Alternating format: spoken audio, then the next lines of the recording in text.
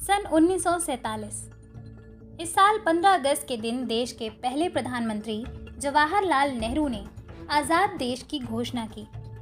ठीक 2 दिन बाद यानी 17 अगस्त को धर्म के आधार पर भारत 2 हिस्सों में बंट गया, भारत और पाकिस्तान। भारत और पाकिस्तान को बांटने वाली ये लाइन है रेड क्लिफ रेखा। यूं तो भारत और पाकिस्तान को बांटने वाली इस लाइन को आखिरी रूप 12 अगस्त को ही दिया जा चुका था, लेकिन इसे लागू विभाजन के 2 दिन बाद यानी 17 अगस्त को किया गया।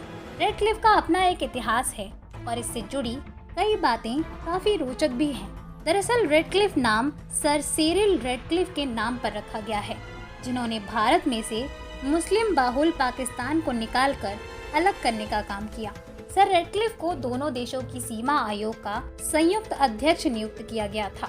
उन्होंने दोनों देशों के बीच 1,75,000 वर्ग मील क्षेत्र को समान रूप से विभाजित करने की जिम्मेदारी दी गई थी।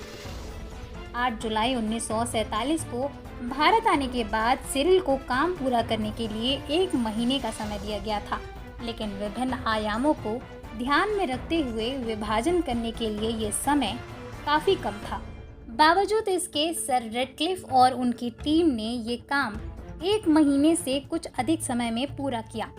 इस काम के दौरान जिन बातों का ध्यान रखा गया वो हैं जनगणना रिपोर्ट और इस क्षेत्र के कुछ नक्शे। इसके अलावा रोड सिस्टम और सिंचाई पर्यटन जैसे कारकों को भी ध्यान में रखा गया। उन्होंने धार्मिक जनसांख्यिकी पर भी ध्यान दिया।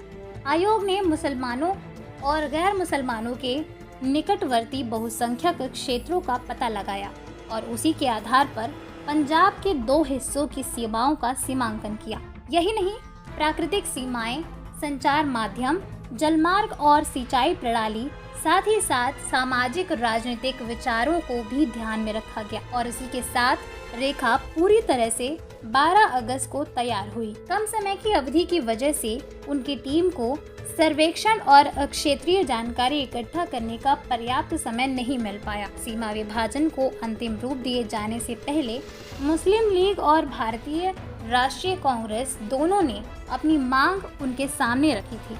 हालांकि इस सीमा विभाजन में दोनों देश कुछ जीते और कुछ हार गए।